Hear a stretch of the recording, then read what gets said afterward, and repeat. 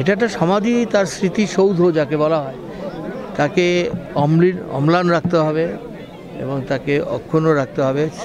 সুভাষ গিসিংয়ের সাথে আমার প্রায় 30 বছরের সম্পর্ক ছিল। তাকে আমি জানতাম, একসাথে অনেক কাজ করেছি।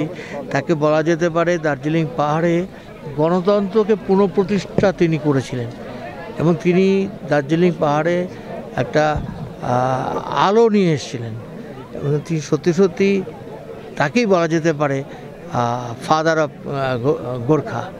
এবং তার সাথে সাথে তাকে এটা বলা যেতে পারে he was a symbol of unity of hill and plains. আমি তার প্রতি সম্পূর্ণ শ্রদ্ধা জানাচ্ছি এবং উপস্থিत सबैको धन्यवाद জানাচ্ছি। यहाँ म आयो यो सुभाष घिसिङको प्रति मेरो श्रद्धा जनाउनको लागि। सुभाष घिसिङको साथमा मेरो 30 वर्षदेखि सम्पर्क थियो।